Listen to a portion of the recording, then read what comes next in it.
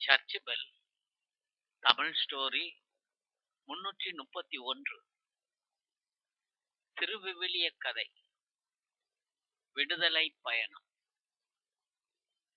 கடவுளின் மீட்பு திட்டம். வெற்றி.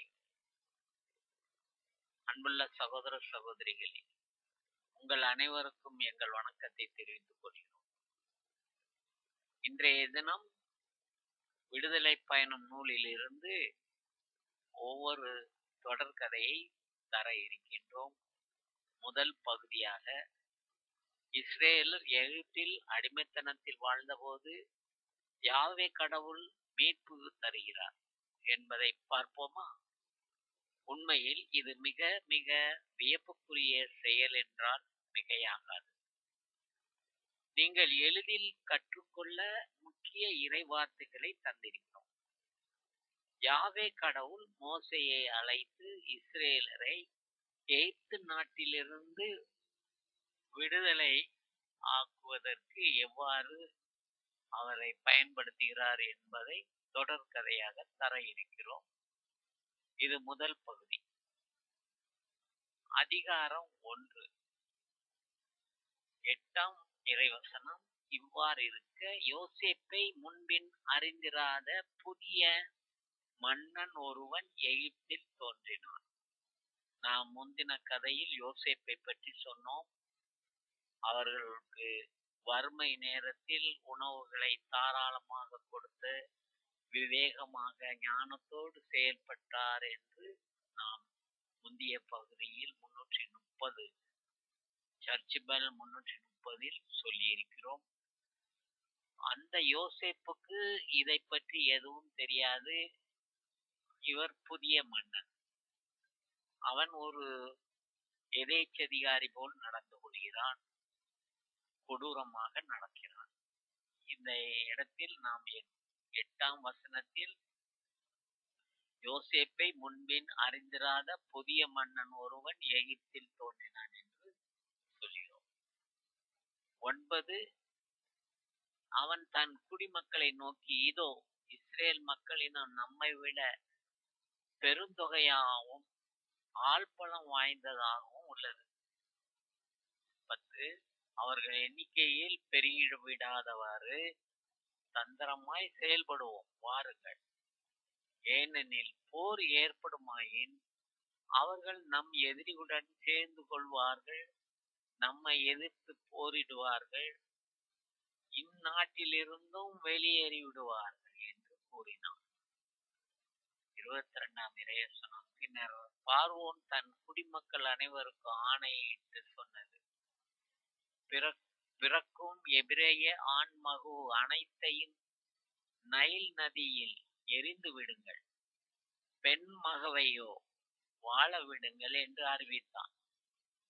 அதிகாரம் 2, 1ஆம் வசனம் முதல் 10ஆம் வசனம் வரை.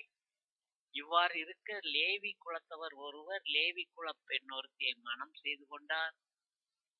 அவர் கருவுற்று ஒரு ஆண்மகவை ஈன்றெடுத்தால் அது அழகாக இருந்தது என்று கண்டால் 3 மாதங்களாக அதனை மறைத்து வைத்திருந்தார். இதற்கு மேல் அதனை மறைத்து வைக்க இயலாததால் அதனுக்காக ஒரு கோர புல்லால் வேலை ஒன்று செய்து அதன் மீது நீல கீழ் இவற்றை பூசினால் குழந்தையை அதனுள் வைத்து நைல் நதிக்கரையில் உள்ள நாணல்களுக்கிடையே விட்டுவிட்டாள். அதற்கு என்ன ஆகுமோ என்பதை அறிந்து கொள்ள குழந்தையின் சகோதரி தூரத்தில் நின்று கொண்டிருந்தால், அப்போது பார்வோனின் மகள், அதாவது எகிப்து மன்னனின் மகள், நைல் நதிக்கரையில் நீராட இறங்கி சென்றாள். அவள் தோழியரோ நைல் நதிக்கரையில் உலாவிக் கொண்டிருந்தனர். அவள் நாணலிலேயே வேலை கண்டு தன் தோழி ஒருத்தியை அனுப்பி அதை எடுத்தாள். அதை திறந்தபோது ஓர் ஆண் குழந்தையை கண்டாள். அது அழுது கொண்டிருந்தது. அதன் மேல் அவள் இரக்கம் கொண்டாள். இது எபிரேய குழந்தைகளுள் ஒன்று என்றார். அவள் உடனே குழந்தையின் சகோதரி பார்வோனின் மகளை நோக்கி, இந்த குழந்தையை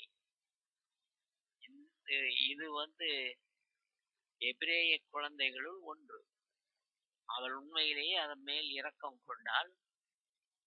அவள் உடனே குழந்தையின் சகோதரி பார்வோனின் மகளை நோக்கி, உமக்கு பதிலாக பாலூட்டி இக்குழந்தையை வளர்க்க எபிரேய செவிலி ஒருத்தியை நான் சென்று அழைத்து வரட்டுமா என்று கேட்டாள். பார்வோனின் மகள் அவளை நோக்கி, சரி, சென்று வா என்றாள். அந்த பெண் சென்று குழந்தையின் தாயையே அழைத்து வந்தார். 9ஆம் இறைவசனம். பார்வோனின் மகள் அவளை நோக்கி, இந்த குழந்தையை நீ எடுத்து செல், எனக்கு பதிலாக நீயே பால் ஊட்டி அதனை வளர்த்திடு, உனக்கு கூலி கொடுப்பேன் என்றாள். எனவே குழந்தையை எடுத்து சென்று அதனை பாலூட்டி வளர்த்தாள் அப்பெண். 10ஆம் இறைவசனம். வளர்த்த பின் அவள் பார்வோனின் மகளிடம் அவனை கொண்டு போய் விட்டாள். அவள் அவனை தன் மகன் எனக் கொண்டாள். நீரிலிருந்து நான் இவனை எடுத்தேன் என்று கூறி அவள் அவனுக்கு மோசே என்று பெயரிட்டாள். 11ஆம் வசனம். அக்காலத்தில் மோசே வளர்ந்து விட்ட போது தம் இனத்தவரிடம் சென்றிருந்தார். அவர் அவர்களுடைய பார சுமைகளையும் பார்த்தார். அதாவது எபிரேய மக்களை பார்த்தார். எபிரேய மக்கள் துன்புறுவதை பார்த்தார். பார சுமைகளையும் அவர்கள் கொடுமையாக வதைக்கப்படுவதையும் மோசே பார்த்தார். தம் இனத்தவரான எபிரேயன் ஒருவனை எகிப்தியன் ஒருவன் அடிப்பதையும் கண்டார். சுற்றுமுற்றும் பார்த்து யாருமே இல்லை என கண்டு அந்த எகிப்தியனை அடித்துக் கொன்று மணலுக்குள் புதைத்து விட்டார்.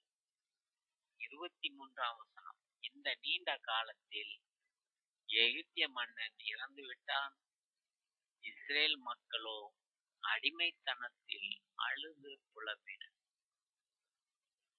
அடிமைத்தனத்தால் ஏற்பட்ட அவர்களது முறையீடு கடவுளை நோக்கி எழுப்பினர்.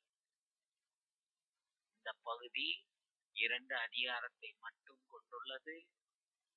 இனியும் அடுத்து 2 பகுதியோ 3 பகுதிகளையோ 3 அதிகாரங்களையோ நாம் ரத்தன சுருக்கமாக தந்து விடுகிறோம்.